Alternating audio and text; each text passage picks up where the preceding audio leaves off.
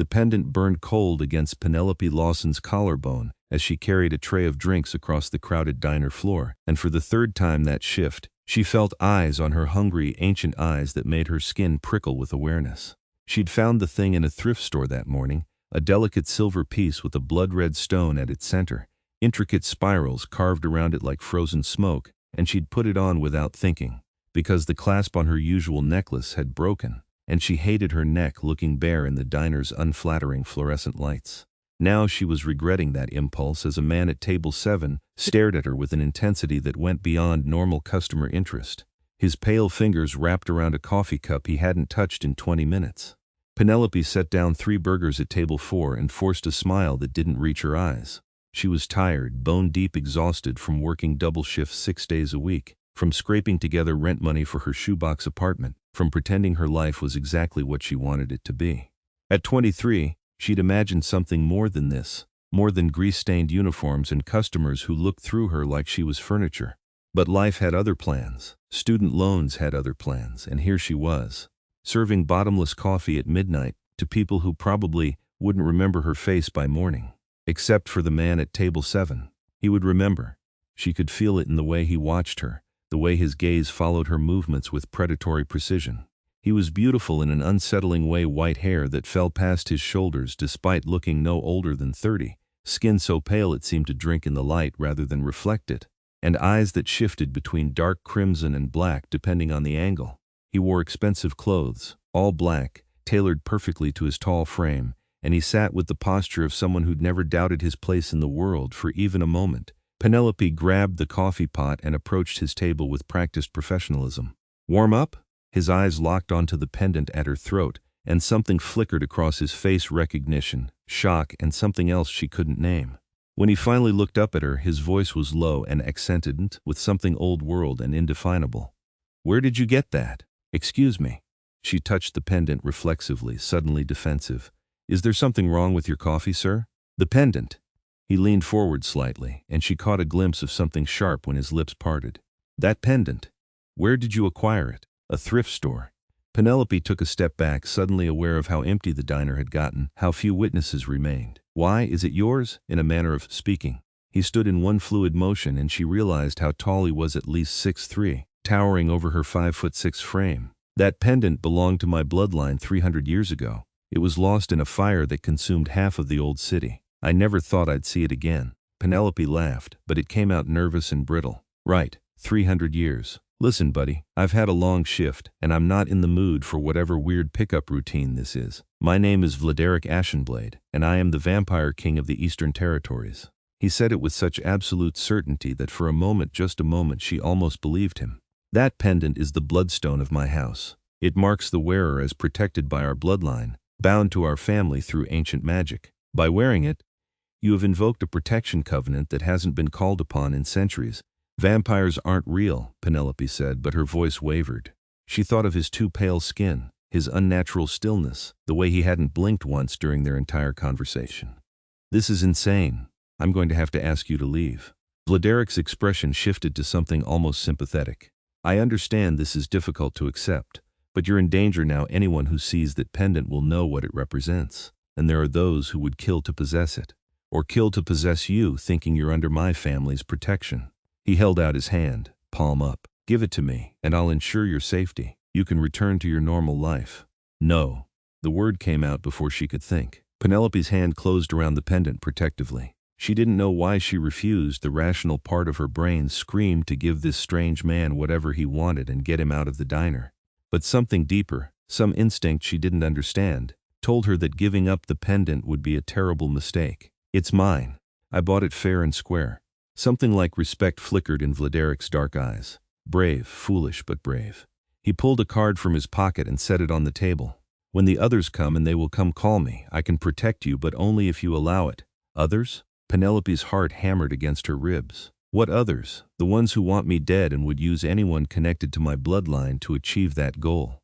Vladeric moved toward the door with inhuman grace. "Keep the pendant close to your skin. The magic is strongest that way. And Penelope Lawson," he said her name like he'd plucked it from the air itself, "don't invite anyone into your home tonight. Not anyone." He was gone before she could ask how he knew her name, disappearing into the darkness beyond the diner's windows like he'd never been there at all. Penelope stood frozen, coffee pot still in hand, trying to process what had just happened. Around her, the few remaining customers ate their meals without interest, as if nothing unusual had occurred. Her coworker, Marcus, emerged from the kitchen with a stack of clean plates. "You okay, Penny? You look like you've seen a ghost." Something like that. She set down the coffee pot with shaking hands. "Marcus, did you see that guy at table 7? The one with white hair?" Marcus glanced at the empty table. Nobody's been sitting there all night, been slow as hell. The pendant grew colder against her skin. Penelope finished her shift in a daze, her mind spinning with impossible explanations and rational dismissals in equal measure. Vampires weren't real. They were movie monsters, folklore, stories told to frighten children. But Vladeric Ashenblade had been real, solid, present, undeniably there despite what Marcus claimed. And the card in her pocket was real too. Heavy cardstock with embossed lettering that read simply, "Vladeric Ashenblade," and a phone number with too many digits.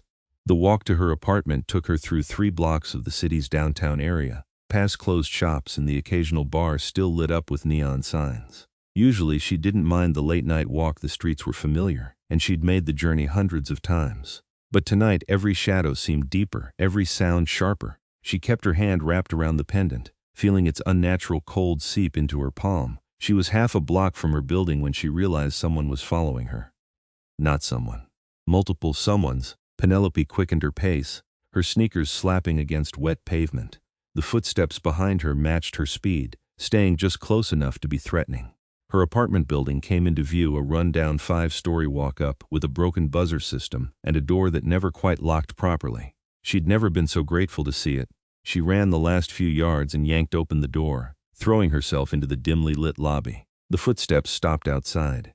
Through the grimy glass, she could see 3 figures standing on the sidewalk, illuminated by the streetlight.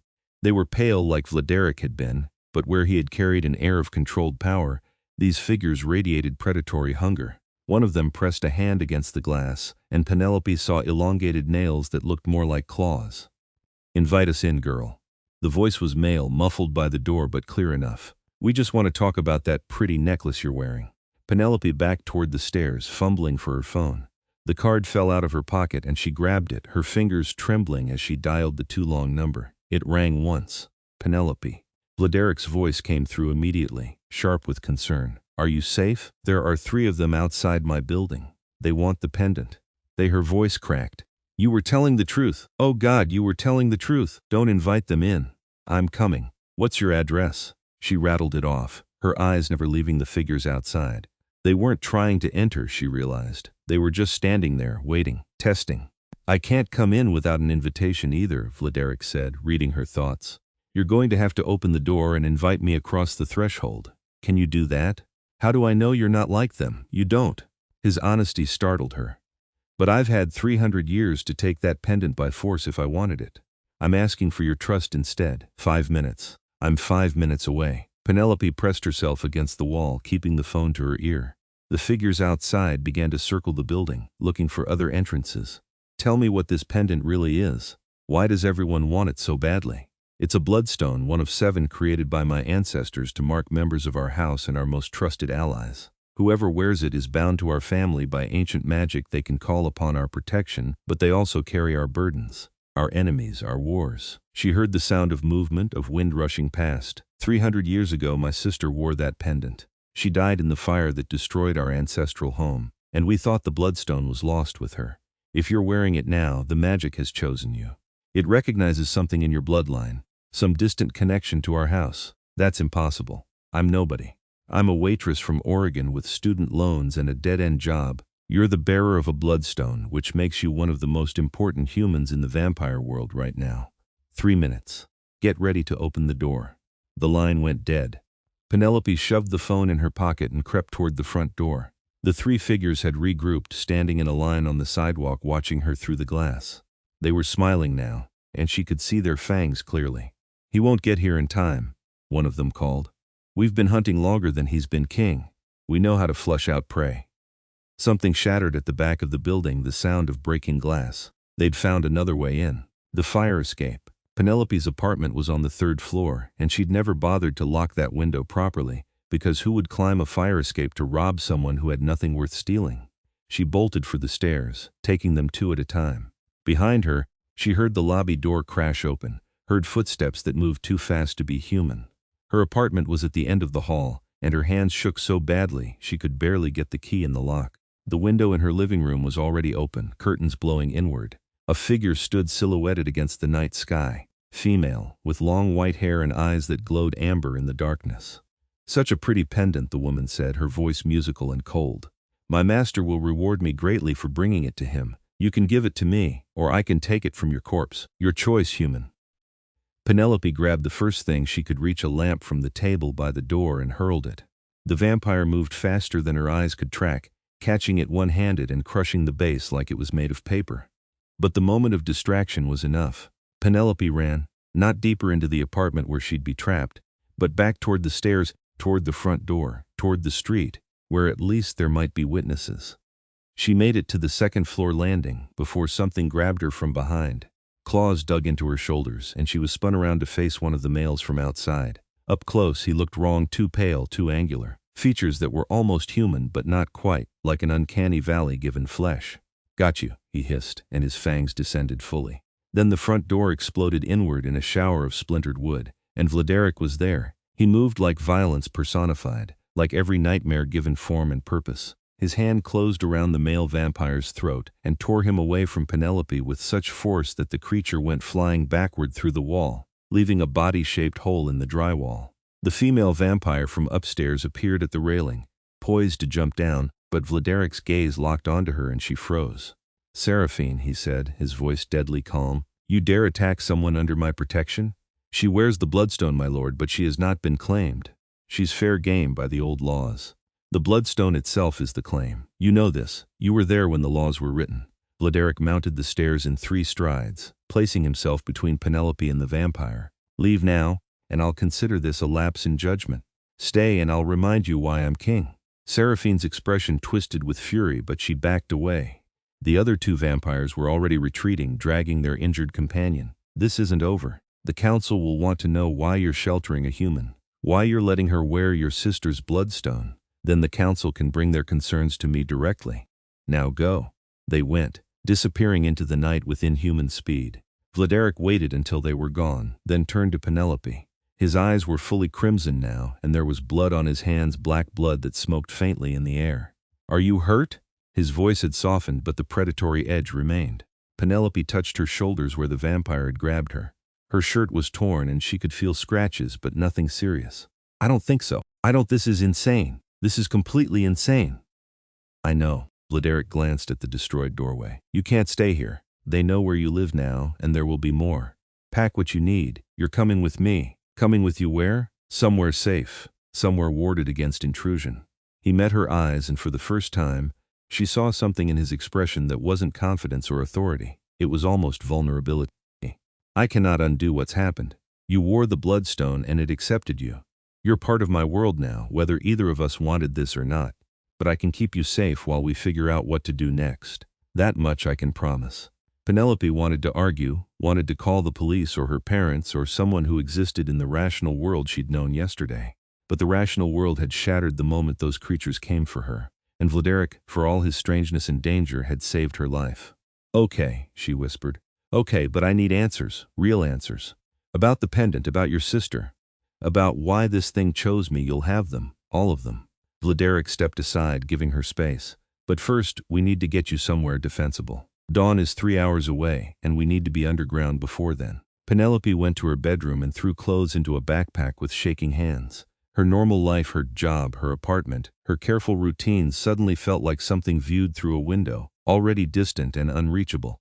She grabbed her laptop, some toiletries, the photo of her grandmother that sat on her nightstand. When she emerged, Vladeric was standing in her destroyed living room, examining the pendant around her neck with an unreadable expression. "She would have liked you," he said quietly. "My sister Katerina. She had your same stubbornness, your same fire. What happened to her? War happened. Betrayal happened. The world of vampires is not kind, even to those born into power." He held out his hand. "Come, we have much to discuss and very little time." Penelope took his hand, and his skin was cold as marble, but his grip was gentle. He led her down the stairs through the destroyed lobby and into the night where a black car waited with tinted windows so dark they seemed to absorb light. The driver didn't react when Vladeric opened the back door, didn't acknowledge Penelope's existence as she slid into leather seats that probably cost more than her annual salary. The city fell away behind them as they drove, heading toward the old district where buildings dated back 100 years or more. Penelope watched the streets pass, trying to calm her racing heart. Beside her, Vladeric sat in perfect stillness, the kind of stillness that only came from centuries of practice. "Can I ask you something?" she said finally. "Anything. How old are you really?" 473 years. I was turned during the plague years, when death was so common that one more body meant nothing. I was dying anyway, consumption they called it then. My sire offered me a choice, death as a human or life as a vampire. I chose survival. He turned to look at her.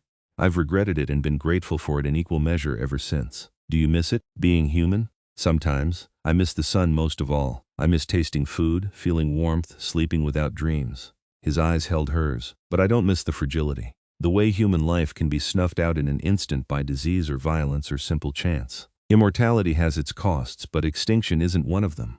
The car pulled up to what looked like an abandoned church, Gothic architecture crumbling with age. But when Vladeric led her inside, Penelope realized the decay was camouflage. Beyond the ruined sanctuary, a door opened onto stairs that descended deep underground, lit by torches that burned with blue-white flame. The air grew colder as they went down, and Penelope could feel the weight of earth above them, the sense of something ancient and powerful waiting below. They emerged into a space that stole her breath. It was a hall carved from living rock, columns supporting a vaulted ceiling covered in intricate carvings. Furniture that looked like it belonged in a museum filled the space: velvet couches, mahogany tables, tapestries depicting battles and ceremonies. And everywhere, candles burned, thousands of them, filling the air with the scent of beeswax and something else, something that made her skin tingle. "Welcome to the Undercroft," Vladeric said, "the seat of my power in this territory. You're the first human to enter these halls in 2 centuries. Other vampires appeared from shadowed doorways, all of them with the same pale skin and ageless faces. They stared at Penelope with a mixture of curiosity and hostility, their gazes drawn to the pendant at her throat. A male with white hair bound in a warrior's braid approached, his expression severe. "My lord, you bring a human here, to the Undercroft itself? The council will see this as a provocation." "Let them," Vladeric said coldly. "This human wears my sister's bloodstone, Darius. She's under my direct protection, and anyone who challenges me. Make sure the guards know." Darius bowed stiffly. "As you command. But Seraphine has already sent word to the High Council. They will demand an explanation. Then they can come and get one. Until then, this matter is internal to my territory." Vladeric guided Penelope toward a side chamber. "Darius, prepare the guest quarters. And bring food, human food. She'll need to eat." The guest quarters turned out to be a suite of rooms carved into the rock, with a massive 4-poster bed, a private bathroom that somehow had running water despite being underground, and windows that showed only solid stone. It was beautiful and claustrophobic in equal measure. Luxury wrapped in captivity. Penelope set her backpack down and turned to face Vladeric. "Okay, we're here. You said I'd get answers. Start talking." He inclined his head, acknowledging her demand. "What do you want to know first?" "Everything. Start with the pendant. Why does it matter so much? What does it mean that it chose me?" Vladeric moved to the window, though there was nothing to see through it. "The bloodstones were created 500 years ago, when the vampire houses were at war. My ancestors needed a way to identify allies and protect those who served our house faithfully. So they commissioned a witch, a powerful one, to create 7 stones bound to our bloodline, with magic so old it predates written language." "What kind of magic?" "Blood magic. The stones were soaked in the blood of the 7 founding members of House Ashenblade. Whoever wears one becomes linked to our family. They can feel our presence, call upon our strength, and in return, we're bound to protect them, to avenge them if they're harmed. It's a covenant unbreakable once formed." Penelope touched the pendant. "So by putting this on, I accidentally signed some kind of magical contract?" "Not quite. The bloodstones are sentient in their way. They choose who can wear them. Most humans who touched one would feel nothing. It would be just a piece of jewelry. But it accepted you, which means you have some connection to House Ashenblade, somewhere in your ancestry. Someone in your bloodline was important enough to us that the stone recognized their legacy in you." The implications of that made her head spin. "I'm descended from vampires?" "Not necessarily. The bloodstones were given to human allies as well. Warriors, scholars, lovers, humans who earned our trust and protection. One of your ancestors must have been bonded to our house. Vladeric finally turned to face her. Which brings me to the larger problem. The other houses know about the bloodstones. They know how few of them remain. If they realize you're wearing one, they'll either try to kill you to weaken my house, or capture you to use as leverage against me. Neither option ends well for you. So what do? Can I just take it off and destroy it? No. Once a bloodstone accepts a bearer, it can only be removed upon death, yours or the death of every member of House Ashenblade. Attempting to remove it by force would kill you. His expression was grim. You're bound to us now. The only way forward is through what? Through the politics of the vampire world. Through the High Council, who will demand to know why you exist and what I intend to do with you. Through the enemies who will come for you, and the allies who will try to use you. He crossed the room and took her hands, his cold fingers wrapping around hers. I know this isn't fair. I know you didn't ask for any of this, but I'm asking you to trust me now. I will keep you safe. I will teach you what you need to know to survive in this world. And I will find a way to give you a real choice about your future, even if the pendant prevents me from giving you back the past you lost. Penelope looked up at him, at this ancient creature who spoke of centuries like they were days, who moved with lethal grace and held power she couldn't begin to understand. She should have been terrified. Part of her was terrified, but another part, the part that had always felt like she was waiting for something more than her mundane life, felt a strange sense of rightness. Okay, she said. Okay. Teach me. Tell me what I need to know. The ghost of a smile crossed Vladeric's face. We'll start tomorrow evening after I've rested. For now, eat something and try to sleep. You're safe here, I promise you that.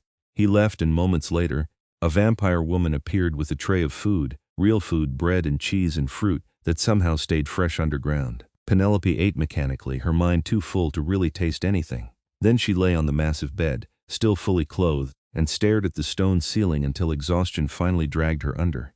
She dreamed of fire and screaming, of a woman with white hair and Vladeric's eyes wearing the pendant and running through burning halls. She dreamed of betrayal and blood, of promises made and broken. When she woke, the pendant was hot against her skin, and she knew somehow that she'd been dreaming Katerina's memories, the bloodstone sharing the past with its new bearer.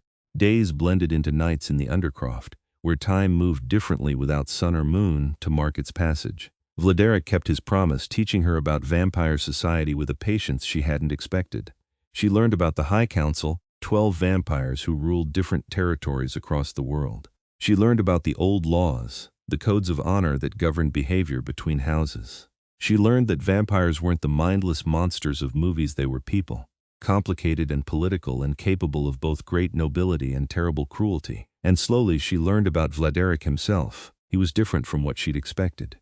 Yes, he was powerful and commanding, the kind of leader who made others fall in line with a single glance. But he was also thoughtful, even gentle at times. He asked her about her life, her dreams, the small details of her human existence with genuine curiosity. He brought her books from his personal library, volumes that chronicled centuries of history from a perspective no human had ever recorded. He sat with her for hours, answering her endless questions without impatience.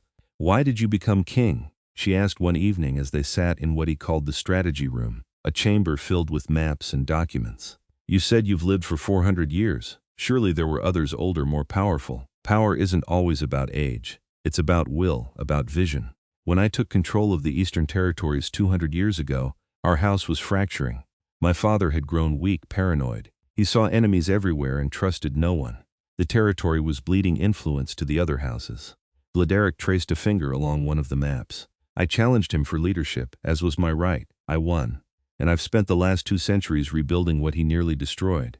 You killed your own father. I defeated him. He chose exile over death. I haven't seen him since. There was no emotion in his voice, but she'd learned to read the subtle tension in his shoulders. It wasn't a decision I made lightly. But sometimes leadership requires sacrifice, even sacrifice of family. Penelope thought of her own small family, her parents in Oregon, her younger brother in college. She couldn't imagine a world where she'd have to fight them for survival. "Do you regret it?" "Every day." "And not at all." He looked at her then, and something in his eyes made her breath catch. "That's the curse of leadership. You make impossible choices and live with the consequences forever. But you do it because the alternative is worse." The moment stretched between them, charged with something she didn't want to name. Then Darius appeared in the doorway, his expression urgent. "My lord, the High Council has arrived. They demand an audience immediately." Vladeric rose smoothly, his entire demeanor shifting to something harder, more regal. How many? 3 emissaries. Lady Morgantha of the Western Territories, Lord Severin of the Northern Reach, and Castellan Dreven of the Southern Court. A delegation, not a war party. That's something. Vladeric turned to Penelope. Stay here. Don't leave this room until I come for you. They're here because of me, she said, standing as well. I should face them. You don't understand what you're asking. The High Council, I understand that hiding me away makes it look like you're ashamed of me. Like you know you've done something wrong. She lifted her chin. I'm not a damsel in a tower, Vladeric. If I'm part of this world now, I need to face it head on. Pride flickered across his features. You're braver than most vampires I know. Very well. But let me do the talking. The council speaks in layers of meaning, and one wrong word could start a war. He led her through the Undercroft's winding passages to a throne room she hadn't seen before, a massive chamber with a dais at one end, and ancient weapons mounted on the walls. 3 vampires waited there, each radiating power like heat from a forge. They were beautiful and terrifying in equal measure, dressed in clothes that spanned different eras, and they watched Penelope enter with predatory focus.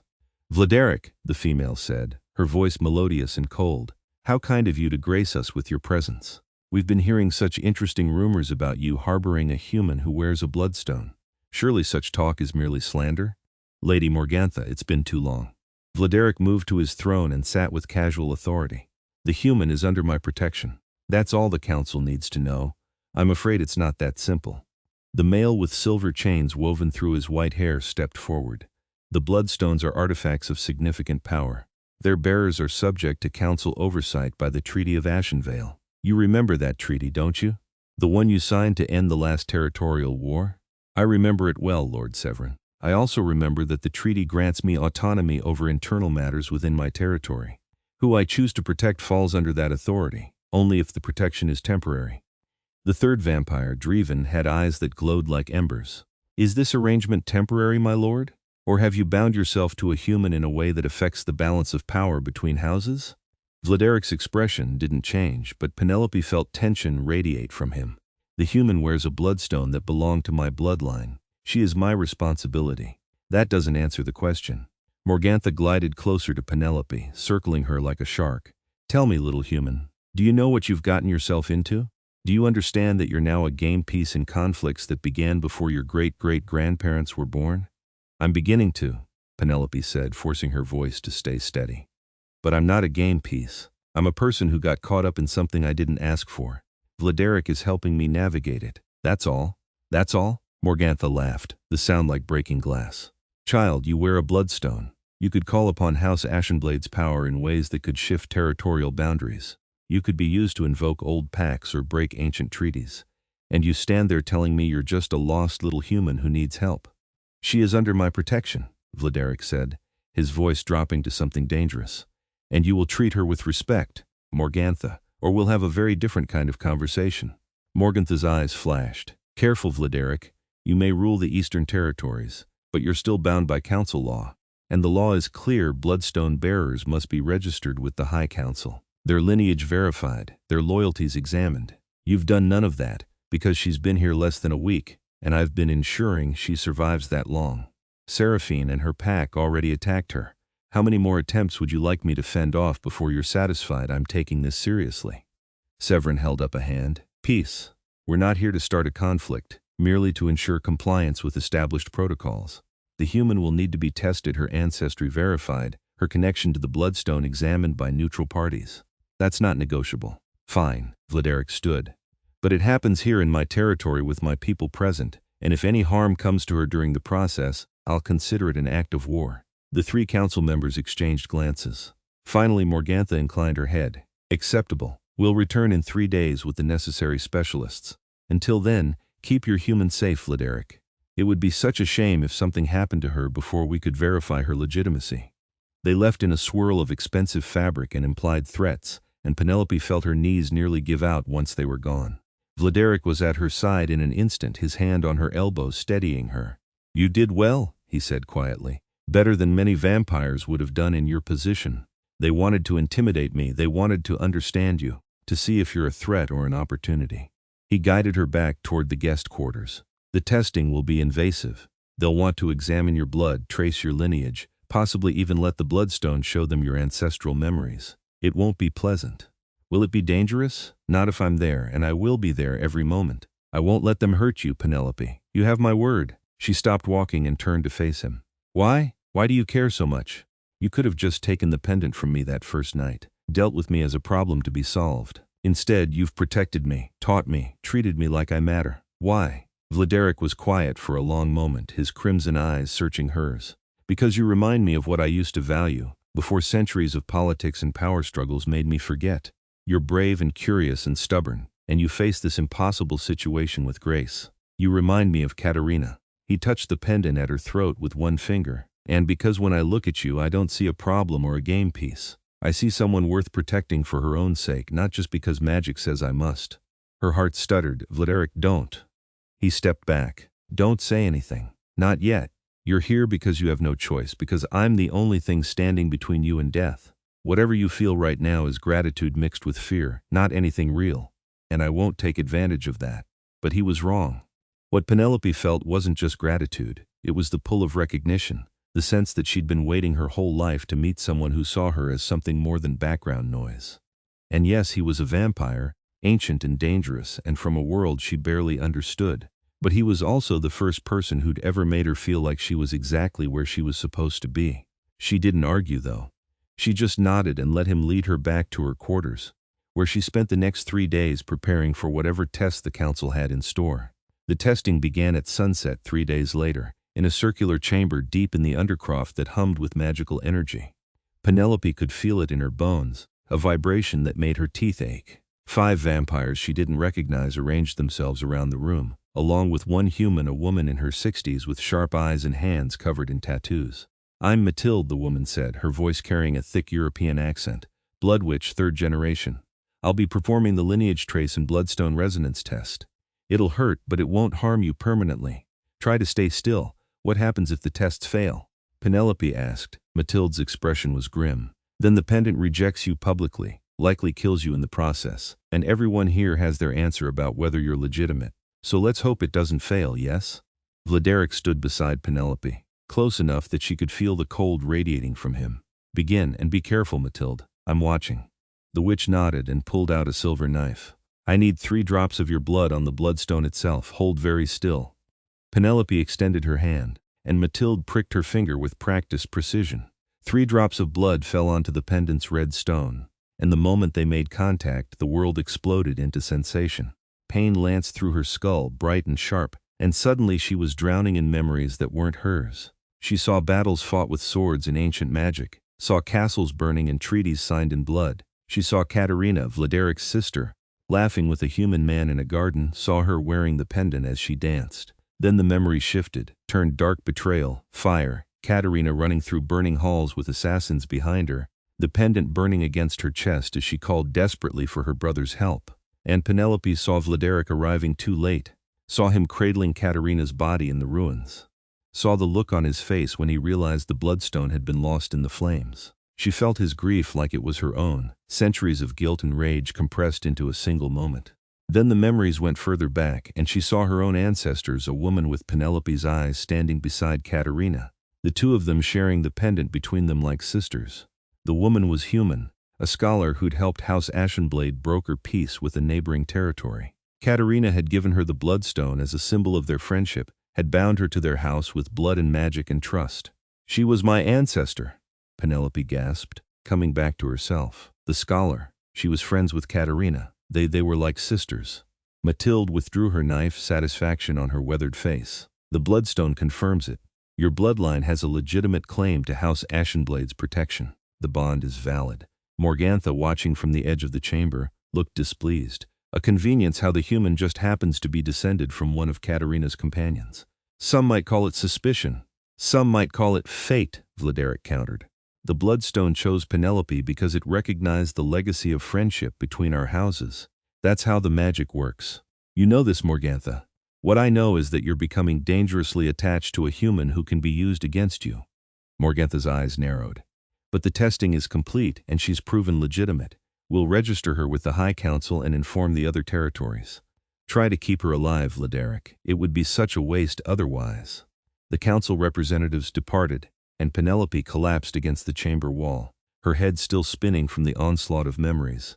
Vladeric knelt beside her, his hands hovering like he wanted to touch her but didn't dare. Are you all right? I saw her, your sister. I felt what she felt when she died.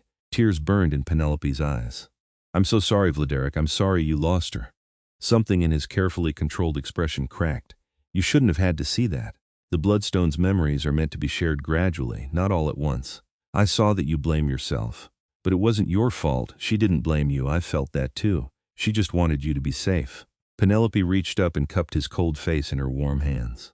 You've been carrying that guilt for 300 years. You need to let it go. I can't. His voice was raw. I should have been there. I should have protected her. And now you're protecting me, like you couldn't protect her. Is that what this is really about? Am I just a chance for you to make amends? No. Vladeric's hands finally came up to cover hers. At first, maybe. When I saw the pendant, all I could think about was Katerina, about the failure I'd never be able to fix. But you're not her, Penelope. You're entirely yourself, stubborn and brave and far too willing to argue with a vampire king. And somewhere along the way, protecting you stopped being about my past and became about your future. The air between them crackled with tension. Penelope knew she should pull away, should maintain some distance, but she couldn't make herself move. What does that mean? It means I've lived for 4 centuries and I've never met anyone like you, human or vampire. His thumb traced the line of her jaw. It means I'm starting to want things I have no right to want. Like what? Like keeping you here, not just until you're safe, but always. Like showing you all the beautiful things about immortality instead of just the darkness. Like he stopped himself, pulling back. Like things that would be selfish and unfair to ask of someone who's only known this world for a handful of days. Penelope's heart hammered against her ribs. What if I wanted those things too? Then I'd say you're not thinking clearly. I'm a vampire, Penelope. I'm cold and predatory, and I've done things in my long life that would horrify you. I'm offering you protection, not a fairy tale. I don't want a fairy tale. I want. She stopped, unsure how to articulate the feeling that had been growing since the night he'd saved her. I want to understand this, whatever this is between us, because I felt something when our eyes met in that diner, and I know you felt it too. Vladeric was quiet for a long moment. Then, with obvious effort, he stood and held out his hand to help her up. You're exhausted from the testing. You should rest. We can discuss this when you're clearer-headed. It was a dismissal, gentle but firm. Penelope wanted to argue, but the truth was she was exhausted, wrung out from the magical ordeal and the emotional revelations. She let him guide her back to her quarters, and this time when he left, she noticed he closed the door more slowly, like he was reluctant to go. Over the following weeks, something shifted in the Undercroft. Vladeric's vampires began to accept Penelope's presence, began to treat her less like an intruder, and more like a strange but permanent fixture. Darius even started greeting her with a nod when they crossed paths. She learned the rhythms of vampire society, the way they moved through the nights in careful patterns, the subtle hierarchies and alliances that governed their interactions. And she spent more and more time with Vladeric himself. He taught her to defend herself, vampire-style combat that relied on speed and precision rather than strength. He showed her the Undercroft's library, a collection of texts spanning millennia, and laughed when she got so absorbed in a book about ancient vampire history that she missed dinner. He even took her above ground occasionally, walking through the city in the dead of night, when the streets were empty and the world felt like it belonged to just the two of them. Do you miss it? She asked one night as they stood on a rooftop overlooking the glittering city. The daylight, I mean. You said you did, every day. But I've learned to find beauty in darkness. He glanced at her. You've adapted remarkably well to this life. Most humans would be catatonic by now. I'm not most humans, apparently. Descended from bloodstone, wearing vampire friends and all that. She leaned against the rooftop railing. Can I ask you something? Always. If I wanted to leave, if I wanted to try to go back to my old life, would you let me? Vladeric was quiet for a long time. Yes, I wouldn't like it, and I'd assign guards to watch over you, but I wouldn't keep you prisoner. You're not my captive, Penelope. You never were. Even though the pendant binds me to your house, the pendant binds you to my protection, not to me personally. If you chose to leave, I'd honor that choice. He turned to face her fully. Is that what you want? To leave? Penelope looked out at the city, at the life she'd lived before vampires and bloodstones and underground kingdoms. It felt distant now, like something that had happened to someone else. No, she'd said quietly. I don't think it is. My old life felt like waiting. Like I was just going through the motions until something real happened. And then you walked into that diner and everything changed. I destroyed your normal life. You gave me a real one. She met his eyes. I know it's only been a few weeks. I know this is fast and probably crazy. But I think I'm falling for you, Vladeric, and I don't think it's just gratitude or fear or any of the things you said it might be. I think it's real." His expression went through several emotions too quickly for her to track. "Penelope, you don't have to say anything. I just wanted you to know, because I'm tired of pretending there isn't something between us." She reached up and touched the pendant. "Your sister loved a human once. I saw it in the memories. Is that why you're holding back? Because you're afraid of repeating history?" "I'm afraid of losing you the way I lost her." The admission seemed torn from him. "Humans are fragile, Penelope. You age and sicken and die in what feels like moments to someone like me. And if I let myself love you, truly love you, I'll have to watch you fade while I stay frozen in time. That's not a burden I'm sure I can bear again. There was someone once, centuries ago. A human woman I thought I could build a life with. I was young for a vampire, barely 100 years old, and I didn't understand yet what it meant to love someone whose lifespan was measured in decades instead of centuries." His voice went hollow. "I watched her grow old and die, and it broke something in me that took a very long time to heal. I swore I'd never do that again." Penelope's heart ached for him. "I'm not asking you to watch me grow old and die. There are options, aren't there? You turned once. You could know." The word came out sharp. "I won't turn you, Penelope. That's a line I won't cross." "Why not?" "Because becoming a vampire means giving up everything: the sun, the taste of food, the ability to have children, to age naturally, to die peacefully. It means becoming a predator, living on blood, watching everyone you knew as a human wither and disappear. I won't curse you with that existence just to ease my own fear of loss. What if I wanted it? You think you do now, in the heat of new feelings and excitement. But eternity is a very long time, Penelope. And immortality exacts a price that can't be unpaid." He touched her face gently. "If you stayed human and stayed with me, I would treasure every moment we had together. I would protect you and care for you and give you the best life I could for as long as you lived. But I won't steal your humanity to keep you forever. That's not love, that's possession." Tears burned in her eyes, frustration and sadness warring with understanding. "So what do? We take it one night at a time. We accept that this is complicated and difficult and there are no perfect answers." He leaned down and pressed his forehead to hers, the gesture achingly tender. "And we stop pretending we're not already in love, because I am, Penelope. I've been falling for you since you threw that lamp at Seraphine. I just didn't want to admit it." She laughed through her tears. "That's the moment? The lamp? You were terrified and outmatched and you still fought back. How could I not fall for that?" His lips ghosted across her forehead. "I love you. And that terrifies me more than any enemy I've ever faced. I love you too." She tilted her face up and he met her halfway, his cold lips finding hers in a kiss that was gentle and desperate in equal measure. He tasted like winter and something darker, and she felt the tension that had been building between them finally snap into something real and undeniable. When they finally broke apart, Vladeric rested his forehead against hers again. "We'll figure this out, somehow. I promise you that." They stayed on the rooftop until dawn threatened, then returned to the Undercroft where Penelope fell asleep in Vladeric's arms for the first time, listening to his unnecessary breathing and feeling safer than she had in her entire life. The attack came 2 weeks later, swift and brutal. Penelope was in the library researching territorial treaties when the wards around the Undercroft shattered like glass. Alarms blared and Darius appeared in the doorway, his sword already drawn. "Get to the safe room now. We're under assault." "What? Who? No time. Move." He half dragged her through corridors that were suddenly full of fighting vampires, the clash of steel and the smell of that strange black blood filling the air. Penelope caught glimpses of the attackers' vampires in dark armor bearing the symbol of a serpent eating its own tail. "The obsidian circle," Darius spat. "Morgantha's assassin, she's making her move." They rounded a corner and ran straight into 3 of the attackers. Darius engaged immediately, his blade moving in patterns too fast to follow. "Run," he shouted at Penelope. "Find Vladeric." She ran, her heart hammering, the pendant hot against her chest. Behind her she heard Darius cry out, heard the wet sound of a blade finding flesh.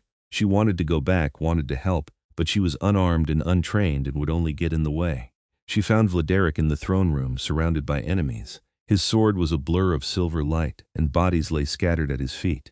But there were too many of them, and even as she watched, one of the assassins landed a blow that sent him staggering.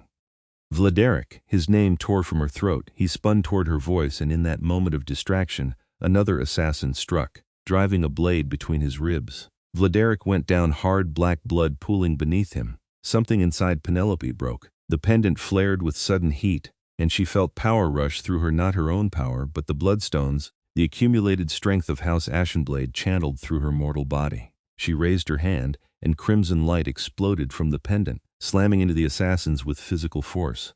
They flew backward, crashing into walls, and Penelope ran to Vladeric's side. He was pale, paler than usual, his breathing labored. The blade was still in his chest, black metal that smoked with poison. "Silver," he gasped. "Enchanted, can't heal, don't talk, just hold on." Penelope grabbed the blade's hilt and pulled, and Vladeric screamed. The wound beneath was black and spreading, poison creeping through his veins. She pressed her hands against it, and the bloodstone flared again, this time sending healing energy into his body. She had no idea how she was doing it. The magic moved through her instinctively, the pendant guiding her actions. She felt Vladeric's pain like it was her own, felt the poison eating at him, and she pushed back with everything she had. The bloodstone grew so hot it burned her skin, but she didn't let go. Around them, the fighting continued. But in that moment, nothing else mattered. Penelope poured healing into Vladeric, drawing on the pendant's power and her own desperate will, and slowly, impossibly, the poison began to recede. His eyes opened, crimson and clear. "Penelope, stop, you'll burn yourself out. No, I'm not losing you, not today." She kept going until the wound sealed, until color returned to his face, until he sat up under his own power. Only then did she release the magic, and the pendant cooled against her scorched skin. Vladeric pulled her into his arms, holding her so tightly she could barely breathe. "You saved my life." The bloodstone shouldn't have had that much power. It does when the bearer loves the house she's protecting. She pulled back to look at him. "Are you okay, thanks to you?" He stood, pulling her up with him, and surveyed the throne room. His remaining vampires were finishing off the last of the assassins. "Darius, he's wounded," one of the guards reported. "But he'll survive." Vladeric's expression went cold. "Secure the Undercroft. I want every entrance warded 3 times over. And someone bring me Morgantha's head on a spike. This attack came from her territory and she'll answer for it. My lord, if you strike against a council member, then the council will learn that attacking my house has consequences. Send word to every territory. Lady Morgantha declared war the moment her assassins crossed my threshold. She'll pay for it in blood." Over the next few days the vampire world erupted in chaos. Vladeric moved with ruthless efficiency, calling in old debts and forging new alliances. It turned out Morgantha had been planning a coup, attempting to weaken multiple houses so she could seize control of the High Council. Vladeric's survival ruined her plans, and when he presented evidence of her treachery to the other council members, they voted unanimously to strip her of power and exile her. Penelope watched it all from Vladeric's side, learning how vampire politics worked when the gloves came off. It was brutal and efficient and often terrifying. But through it all, Vladeric never forgot she was human, never asked her to participate in the violence directly. He protected her even as she protected him, the bloodstone creating a bond between them that grew stronger with each passing night. When the dust finally settled and Morgantha was exiled to some frozen wasteland in the north, Vladeric called a gathering of his house in the throne room. Every vampire in the territory attended, filling the space with pale faces and watchful eyes. "We've weathered the storm," Vladeric announced, his voice carrying to every corner of the hall. "Our house stands strong, our territory secure, but we've also learned something important. The bloodstone that was thought lost has returned to us, and with it, a woman who embodies the best of what House Ashenblade values: courage, loyalty, and the will to stand against darkness." He extended his hand, and Penelope stepped forward to take it. "Penelope Lawson wears the bloodstone and has earned her place among us. She is no longer just under our protection. She is one of us, a member of this house in all ways that matter. Anyone who threatens her threatens me directly. Is that understood?" A chorus of voices answered, "Yes, my lord." "Good." Vladeric turned to Penelope, and his next words were softer, meant only for her. "You've changed everything, you know. My house, my rule, my heart. I know I said I couldn't offer you eternity, and I stand by that. But I can offer you a place here, a real place, for as long as you'll have it. Will you stay? Not as a guest or a protected human, but as my partner in all things." Penelope felt tears prick her eyes. Around them, the assembled vampires watched in silence, bearing witness to something unprecedented, a vampire king offering his heart to a human. "Yes," she said simply. "For as long as I have, yes." He kissed her then, in front of his entire house, and the vampires erupted in applause that echoed through the Undercroft like thunder.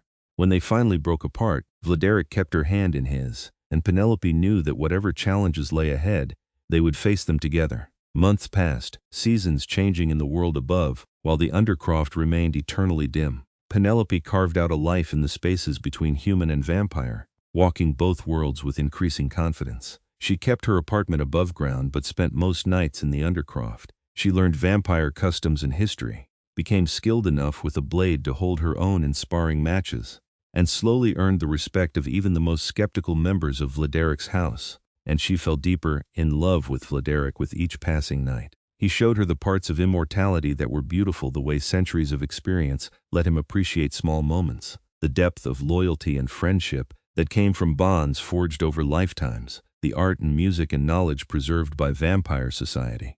They walked through moonlit gardens hidden beneath the city, read poetry in dead languages, and talked for hours about philosophy and history and dreams. But the question of her mortality hung between them always, unspoken but present. Penelope was 23 now, but in vampire terms that was a blink. Vladeric had already lived 473 years. What were a few decades to him? What would happen when she started to age and he remained frozen in time? She tried not to think about it, tried to live in the present. But sometimes she'd catch him watching her with an expression of such profound sadness that her heart would break. It was Darius who finally brought the issue into the open, finding Penelope alone in the library one evening. He'd recovered from his wounds, though he walked with a slight limp now that vampire healing hadn't quite erased. "You're good for him," Darius said without preamble. "I've served Vladeric for 2 centuries and I've never seen him this alive. It's remarkable." "Thank you," Penelope said cautiously. "That means a lot coming from you. But it won't last." Darius's expression was sympathetic but firm. "You're human. In 30 years, you'll be showing your age. In 50, you'll be elderly. In 60 or 70, you'll be dead, and he'll still be exactly as he is now. Have you thought about what that means?" "Of course I've thought about it. I think about it every day. And there's no good answer." Penelope set down the book she'd been reading. "He won't turn me. He says he won't curse me with immortality, that it's not a gift but a burden. But watching me die is going to hurt him just as much as losing me now would, maybe more, because we'll have had all those years together first. So what's your plan?" "I don't have one, I just love him. And I'm trying to make every moment count while I can." Darius was quiet for a moment. "There might be another option, one Vladeric won't have told you about, because he's too noble for his own good." "What option?" "There are rituals, old magics that can extend a human lifespan without fully turning them. They're rare and difficult, but they exist. A human bonded to a bloodstone already has some vampire magic in their system. With the right rituals, that magic could be amplified, slowing your aging significantly. You'd still be human, still able to walk in daylight, still mortal eventually, but you'd have centuries instead of decades." Hope surged in Penelope's chest. Why didn't Vladeric mention this? Because the rituals are dangerous. 1 in 3 humans who attempt them die in the process. The magic is volatile, and it requires a blood bond with a vampire that goes deeper than anything the bloodstone provides. Vladeric would never ask you to take that risk. But if it worked, you'd have time. Real time together, measured in centuries instead of years. You'd age slowly enough that the difference wouldn't matter for a very, very long time. Darius met her eyes. "I'm telling you this because I think you deserve to make an informed choice. But if you decide to pursue it, you'll have to convince Vladeric, and that won't be easy." Penelope found Vladeric in his private chambers that evening, reading by candlelight. He looked up when she entered, a smile touching his lips. "You're early. I thought you were researching territorial law with Mathilde until midnight. We finished early. I need to talk to you about something." The smile faded. "That sounds serious." "It is." She sat beside him and took his cold hands in hers. "Darius told me about the lifespan extension rituals, the ones that use bloodstone magic to slow aging." Vladeric's expression closed off immediately. Darius had no right, he had every right. "We both know you're protecting me from information I need to make decisions about my own life." She squeezed his hands. "Why didn't you tell me this was an option?" "Because it's not an option. The rituals are deadly, Penelope. The failure rate is unacceptable, 1 in 3. That means 2 in 3 succeed, which means 1 in 3 die screaming as their body tries to metabolize magic it wasn't meant to hold. I won't ask you to risk that, you're not asking. I'm telling you I want to try." She could see him preparing to argue and pressed on. "Vladeric, I love you. I want a life with you, a real life measured in more than a few short decades. If there's a chance, even a dangerous one, to make that happen, I want to take it. And if you die in the attempt, if I have to watch you burn from the inside out because I allowed you to try something I knew was too risky." His voice cracked. "I can't lose you, Penelope. Not like that. You're going to lose me anyway. In 50 years or 70 or maybe 90 if I'm lucky. Is that really better? Watching me age and decline and eventually die of old age?" She cupped his face, forcing him to meet her eyes. At least this way we have a chance, a real chance at something lasting. You don't know what you're asking. I know exactly what I'm asking. I'm asking you to trust that I'm strong enough to survive this. I'm asking you to trust that what we have is worth the risk." She kissed him gently. "I'm not your first love who withered away. I'm not Katerina, who you couldn't save. I'm me, Penelope, who dragged you back from poisoned death with nothing but will and love and a magic pendant. I'm stronger than you think. Let me prove it." Vladeric was silent for a long time, his internal struggle visible on his usually controlled face. Finally, he pulled her into his arms and held her tightly. "If we do this, if you need to understand what you're agreeing to, the ritual will bond you to me in ways the bloodstone never could. You'll be able to feel my emotions, sense my location, share some of my strength. But I'll be able to do the same with you. There will be no privacy, no secrets. Our lives will be entwined on a level most vampires only achieve with their sires. I want that. I want all of it. And if the ritual fails, it won't. I can feel it, Vladeric. The bloodstone wouldn't have chosen me if I wasn't meant for this. Trust the magic. Trust me." He pulled back to look at her and she saw tears in his eyes for the first time. "You're either the bravest person I've ever met or the most foolish, possibly both. Definitely both." She smiled. "So we're doing this? We're doing this." He kissed her forehead. "But we're doing it right. I'll gather the best ritual specialists in all the territories. We'll prepare for months, make sure every possible precaution is in place. If you're going to risk this, I'm going to make damn sure you have every advantage." The next 6 months were a blur of preparation. Vladeric called in favors from across the vampire world, assembling a team of specialists who'd performed lifespan extensions before. Mathilde returned to oversee the magical components, along with 3 other blood witches who worked in concert to create a ritual space warded with protections so complex they made Penelope's head hurt to look at. She trained her body and mind, meditating to strengthen her will, learning to channel the bloodstone's power with precision. She studied the theory behind blood magic until she could recite the principles in her sleep.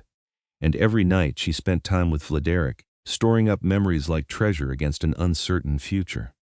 "Are you afraid?" he asked her the night before the ritual. They were in his chambers, lying together in the massive bed he'd acquired specifically so she'd be comfortable when she stayed with him. Candles filled the room with warm light and his fingers traced absent patterns on her arm. "Terrified," she admitted, "but also sure. Does that make sense?" "Perfect sense." He kissed her temple. "I'm terrified too. But you're right, this is our chance at something real. Something that defies the normal rules of vampire and human relationships. If it works, you'll have given us a gift I never thought I'd receive. And if it doesn't work, then I'll have had the privilege of loving you for this time we've shared, and I'll carry that with me through the centuries, a bright spot in a very long life." His arms tightened around her. "But it's going to work. It has to." The ritual took place in a chamber carved specifically for the purpose, deep in the undercroft where the earth's magic was strongest. Penelope wore white, a ritual garment that left her arms bare for the blood work that was coming. Vladeric stood across from her in black, his expression controlled but his eyes betraying his fear.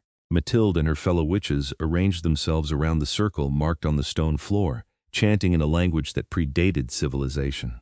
The air grew thick with power, humming with potential, and Penelope felt the bloodstone respond, growing warm against her chest. "We begin," Mathilde announced. "Penelope Lawson, do you consent freely to this ritual, knowing the risks and accepting the consequences?" "I do." "Vladeric Ashenblade, do you consent to bond this human to your bloodline, to share your immortal essence with her and accept her into your house on the deepest level?" "I do." His voice was steady despite his fear. "Then let the joining commence." What followed was pain unlike anything Penelope had ever experienced.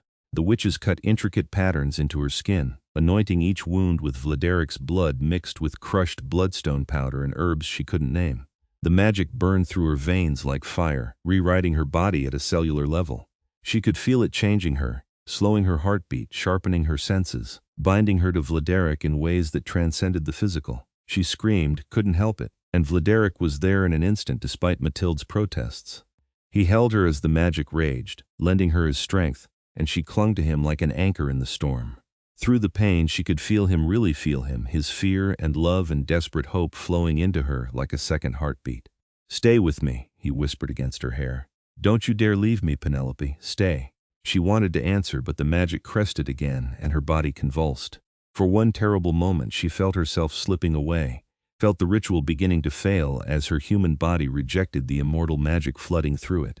The bloodstone around her neck grew so hot it should have burned her, and she distantly heard Matilda shouting for the other witches to stabilize the spell. But then something else happened. The bloodstone pulsed once, twice, and suddenly Penelope felt other presences in the ritual circle, not physical presences, but spiritual ones. Katerina was there, she could feel her, and the scholar ancestor who'd first worn the pendant. Other members of House Ashenblade who'd passed beyond death but whose echoes remained in the bloodstone's magic. They surrounded her with warmth and strength, bolstering her will, helping her body accept what was being done to it, and with their help the magic settled, stopped burning and started healing, changing, transforming her into something more than human but less than vampire, something in between, something new. When she finally opened her eyes, the world looked different. Sharper, the candlelight was brighter, the sounds in the undercroft clearer. She could hear Vladeric's unnecessary heartbeat. He breathed, and his heart beat from habit, not need, and more importantly, she could feel his emotions as clearly as her own. Penelope? His voice was thick with tears. Can you hear me? I can hear you. I can feel you. She reached up to touch his face, marveling at how she could sense the cold of his skin and the warmth of his relief simultaneously. It worked. Oh God, it actually worked. Matilde appeared beside them, checking Penelope's pulse and looking into her eyes with professional detachment. Your heart rate is 30 beats per minute. Your body temperature has dropped 5 degrees. The magic has integrated successfully. She actually smiled. Welcome to your new lifespan, child. You've just bought yourself several centuries, assuming nothing kills you first. Laughter bubbled out of Penelope, half hysterical with relief. Vladeric pulled her into his arms and held her so tightly she could barely breathe, and she felt his joy and terror and overwhelming love through their new bond like it was her own. Don't ever do that to me again, he said fiercely. My heart can't take it. Your heart stopped beating centuries ago. It started again when I met you, and I thought it was going to stop permanently when you nearly died in that circle. He pulled back just enough to look at her. How do you feel? Different, stronger, connected to you in ways I can't even describe yet. She flexed her fingers, marveling at the strength she could feel in them. Is this how vampires always feel? Like everything is more? Welcome to immortality, or close enough to it. He kissed her gently. We have time now, centuries of it. I don't know what I did to deserve this gift, but I'm going to spend every moment being grateful for it. The recovery took weeks. Penelope's body adjusted to its new state gradually, her senses sharpening, her strength increasing. She didn't need as much sleep anymore, could go days without eating when necessary. But she could still walk in sunlight, still taste food, still cry human tears. She was something unique, something in between, and she'd never felt more herself. Vladeric stayed by her side through all of it, helping her adjust, teaching her to control her new abilities. The bond between them deepened with each passing night, until she could barely remember what it felt like to be separate from him. She could sense his moods across the undercroft, could find him in a crowd with her eyes closed just by following the pull of their connection. And slowly, the vampire world accepted her new status. She was presented to the High Council as something unprecedented, a human bonded to a bloodstone who'd undergone the lifespan extension and survived. They studied her with scientific interest, but ultimately accepted her as part of Vladeric's house, a strange hybrid who belonged to both worlds. 6 months after the ritual, Vladeric took her back to the rooftop, where they'd first confessed their love. The city sprawled below them, beautiful in its nighttime glory, and Penelope felt a sense of peace she'd never known before. Thank you, Vladeric said quietly. For what? For being stubborn enough to insist on the ritual, for surviving it, for giving us this chance. He took her hands. I've lived for 473 years, but I've never been as happy as I've been these last few months with you. You've given me something I thought I'd never have, a partner who can walk through the centuries at my side. Someone who understands both the human world and mine. I love you, Penelope said simply. That's all that matters. I love you too, more than I have words to express. He reached into his pocket and pulled out a ring, a simple silver band inlaid with a tiny piece of the bloodstone. I know marriage means something different to vampires than humans, but I wanted to do this your way. Penelope Lawson, will you marry me? Will you be my partner not just in this life but in all the centuries to come? Tears streamed down her face, happy tears this time. Yes, God, yes. He slipped the ring onto her finger, and she felt the magic in it activate, another layer of binding between them. Then he kissed her as the city lights glittered below, and Penelope knew she'd found exactly what she'd been waiting for all those years, not just love, but a love that would last. They were married a month later in a ceremony that blended human and vampire traditions, officiated by Matilde and attended by both Penelope's small human family who'd been carefully told a sanitized version of events and all of House Ashenblade.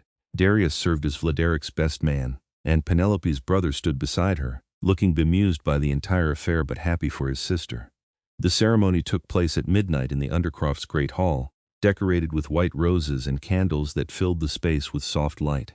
Penelope wore a gown of silver silk that matched Vladeric's formal attire, and when they exchanged vows, she felt their bond crystallize into something permanent and unbreakable. "I vow to stand beside you through the centuries," Vladeric said, his voice carrying to every corner of the hall. "To protect you and challenge you and love you with everything I am for as long as you'll have me. I vow to be your partner in all things," Penelope replied. "To share your burdens and your joys, to walk through darkness and light at your side for as long as time allows."